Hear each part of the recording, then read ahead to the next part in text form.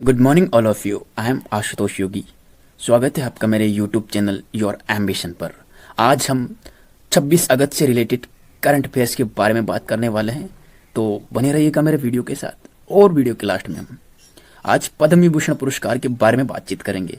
किसको पहला मिला था, कब इसकी शुरुआत हुई थी और अभी लास्ट टाइम किसको मिला, ये चर्चा करेंगे हम वीडियो के लास्ट में, तो बने रहिएगा आप। चलिए शुरुआत करते हैं हम अपने पहले क्वेश्चन की। हाल ही में वित्त मंत्रालय ने कितने रुपए तक के वार्षिक सकल कारोबार को जीएसटी में छूट दी है? तो हमारा आंसर होगा गाइस 40 लाख रुपए, यानी कि जिनका सालाना सकल कारोबार 40 लाख तक हैं उनको अब जीएसटी में छूट दी जाएगी। अब उनका जीएसटी नहीं लगेगा। पहले ये 20 लाख था, यानी कि जिनका वार्षिक सकल कारोबार 20 लाख तक हैं उनका भी जीएसटी लगता था, लेकिन अब ये आय बढ़ाकर 40 लाख कर दी गई है। तो अब जीएसटी की बात आई है हमारे पास। तो जीएसटी की जो परिषद है, तो जीएसटी की फुल फॉर्म आपको याद रहनी चाहिए। पहले तो goods and service tax, goods and service tax, वस्तु एवं सेवा कर। और ये जीएसटी की जो परिषद बनाई गई है, तो जीएसटी के बारे में कुछ इंपॉर्टेंट पॉइंट आपको याद रखने हैं कि जीएसटी को वित्त मंत्री के हाथ में होता है इसका पूरा। तो वित्त मंत्री कौन है? निर्मला सीतारमण, क्योंकि इसको वित्त मंत्रालय करता है सब कुछ। तो वित्त मंत्री निर्मला सीतारमण। और जीएसटी के बारे में कुछ इंपॉर्टेंट फैक्ट है कि जीएसटी 1 जुलाई 2017 को लागू किया था। 1 जुलाई 2017 में जीएसटी लागू किया था, और वो 1 जुलाई को तो लागू किया गया था 2017 को, लेकिन जो जीएसटी का सुझाव था वो विजय केलकर समिति ने 2002 में दिया था। और जीएसटी सबसे पहले राज्यसभा में असम ने स्वीकार किया था और अपने राजस्थान ने 17 नंबर पे स्वीकार किया था ये। इस प्रकार से जीएसटी के बारे में आपको इतना याद रखना है। अच्छा, कल की वीडियो में एक मिस्टेक हो गई थी। मैंने आपको बताया था कि रेड क्लिप लाइन की लंबाई 3323 किलोमीटर है। उसके अलावा मैंने आपको रेड क्लिप की लंबाई राजस्थान में भी बताई थी। तो मेरे मुंह से 1170 स्लिप हुई थी, जबकि 1170 नहीं, आप इसको सही कर लीजिए, 1070 है, 1070। तो बढ़ते हैं हम नेक्स्ट क्वेश्चन की ओर। नेक्स्ट क्वेश्चन है हमारे पास, हाल ही में किस राज्य में पीएम केयर फंड ट्रस्ट से वित्तीय सहायता प्राप्त कर 500 बिस्तर वाले कोविड-19 के 2 अस्पतालों का उद्घाटन किया गया? तो हमारा आंसर होगा बिहार। अभी बिहार की राजधानी पटना में पीएम केयर फंड ट्रस्ट से वित्तीय सहायता प्राप्त कर 500 बिस्तर वाले कोविड-19 के 2 अस्पतालों का उद्घाटन पटना में किया है। तो एक पटना में है और एक मुजफ्फरनगर में। तो ये 2 इनके अभी उद्घाटन पटना में किया गया है। तो आप याद रखिएगा कि बिहार में पीएम केयर फंड ट्रस्ट है, उनसे वित्तीय सहायता प्राप्त कर ये 500 बिस्तर वाले कोविड-19 के 2 अस्पतालों का उद्घाटन किया है। अब बात बिहार की आई है, तो बिहार के बारे में भी कुछ जान लेते हैं कि बिहार की राजधानी क्या है। तो बिहार की राजधानी पटना है। और बिहार के अभी प्रेजेंट टाइम पे सीएम कौन है? तो बिहार के अभी प्रेजेंट टाइम पे सीएम है आपके नीतीश कुमार। नीतीश कुमार ये बिहार के अभी प्रेजेंट टाइम पे सीएम है।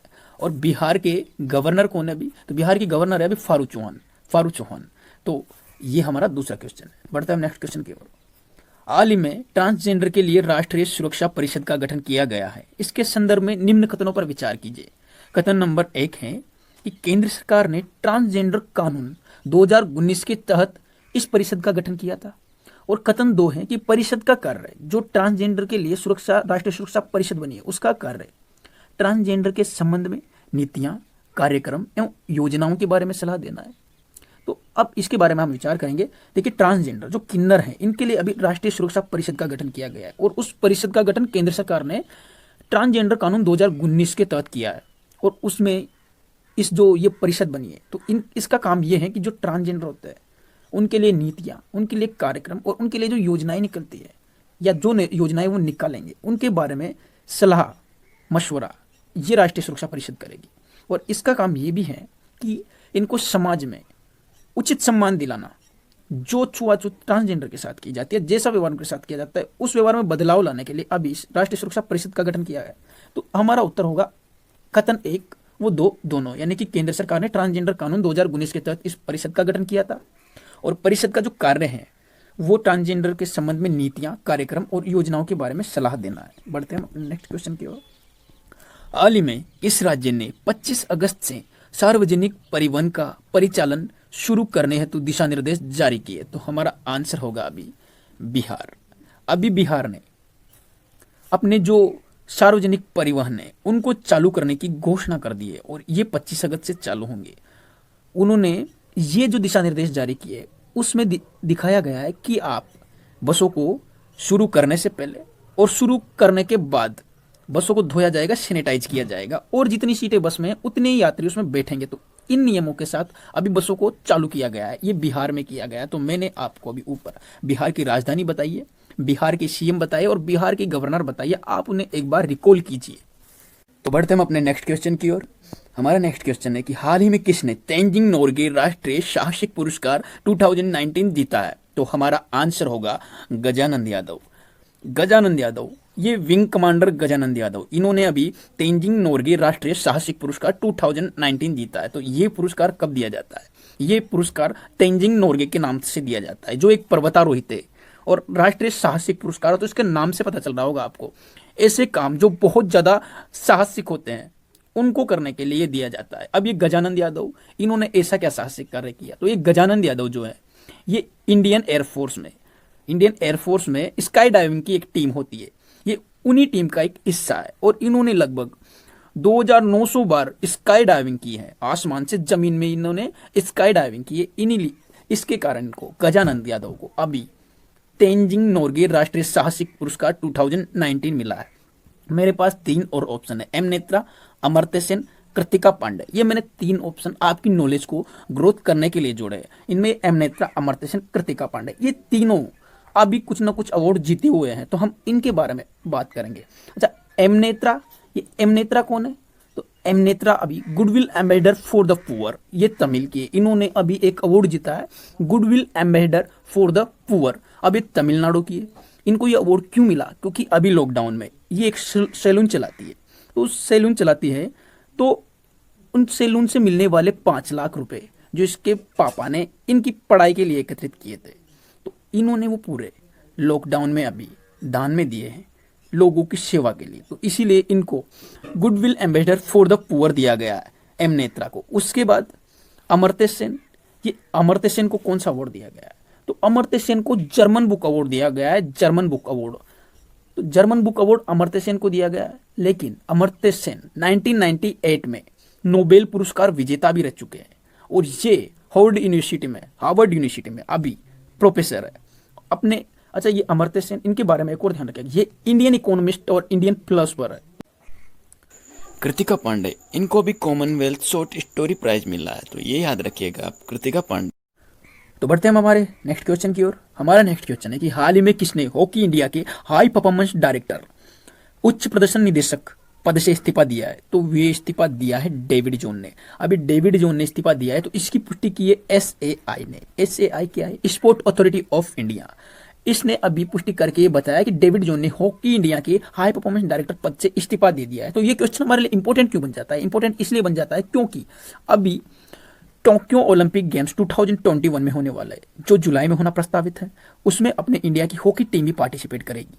अब जब इन्होंने इस्तीफा दे दिया है, तो अपनी इंडिया टीम को अपनी परफॉर्मेंस को बेटर करने के लिए कोई और हाई परफॉर्मेंस डायरेक्टर एक्सपर्ट जो होगा उसको नियुक्त करना पड़ेगा। तो इसलिए क्वेश्चन हमारे पास महत्वपूर्ण बन जाता है। तो आप मैंने बोला भी Sai, SAI, state sport authority of India, इसकी स्थापना कब हुई? इसकी स्थापना हुई थी 1984 में और इसका मुख्यालय है दिल्ली में। ये इसके बारे में इतना याद रखना।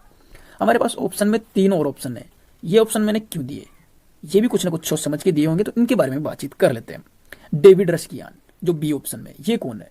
तो डेविड रस्कियान ये एक्सिस बैंक के चेयरमैन है, ये एक्सिस बैंक के चेयरमैन। और जिमरेड मिस्ट्री, तो जिमरेड मिस्ट्री को आप जानते भी होंगे। जिमरेड मिस्ट्री नासा के चेयरमैन है, ये इंपॉर्टेंट है, इसको याद रखना। नासा के चेयरमैन जिमरेड मिस्ट्री।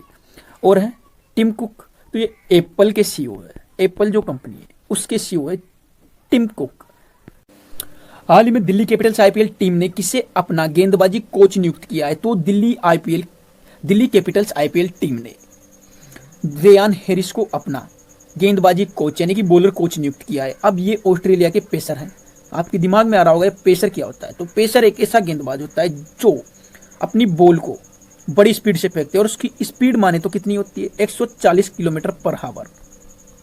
इतनी स्पीड से अगर ये फेंकते हैं तो वो पेसर कहलाते हैं।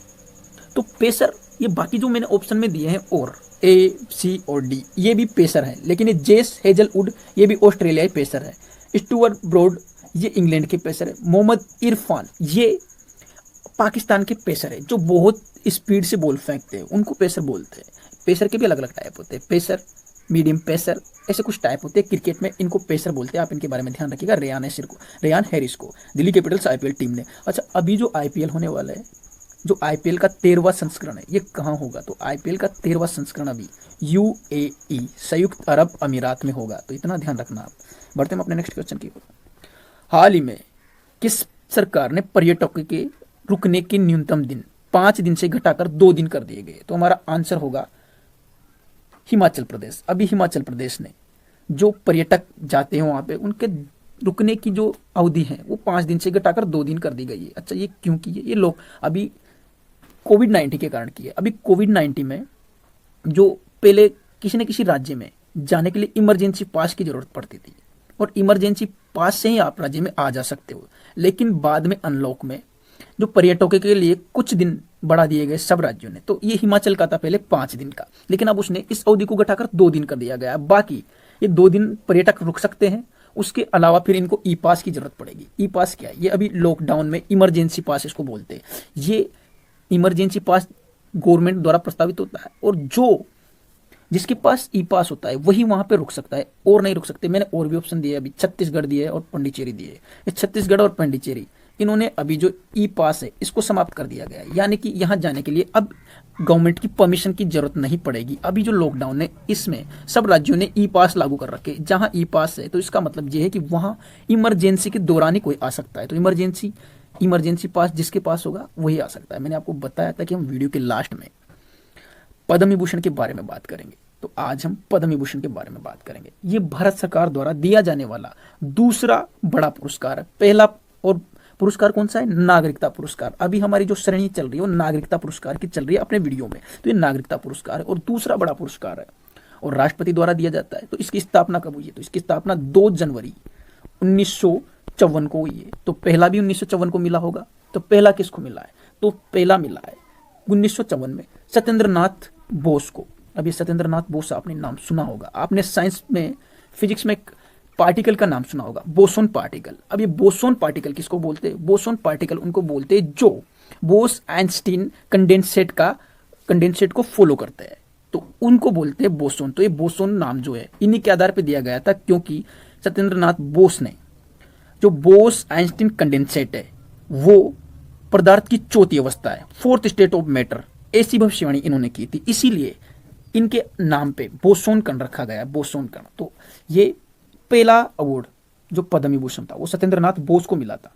उसके अलावा अभी 2019 में ये 7 जनों को मिला है, जिसमें से आप मोटे मोटे तौर पर जो इंपोर्टेंट है उनके नाम याद रखिए। जैसे सुषमा स्वराज को मिला है, मेरी कॉम को मिला है, अरुण जेटली को मिला है, उसके अलावा अनिरुद्ध जगन्नाथ को भी ये मिला है। तो ऐसे जॉर्ज फर्नांडिस, ऐसे टोटल मिला के 7 जनों को मिला है। तो आप ये सुषमा स्वराज, मेरी कॉम और अरुण जेटली इनको याद रखना। सत्येंद्र नाथ बोस इनको पहला मिला था, ये याद रखना। तो आज हमने बात की और कल हम बात करेंगे पद्म भूषण के बारे में, पद्म भूषण के बारे में, और फिर हम बात करेंगे पद्मश्री के बारे में। इसके साथ ही हमारे नागरिकता पुरस्कार खत्म हो जाएंगे और हम पुरस्कारों की अगली श्रेणी के बारे में बातचीत करेंगे। तो थैंक यू वीडियो को पूरा देखने के लिए, और अगर आपको वीडियो पसंद आए तो उसके शेयर कीजिएगा।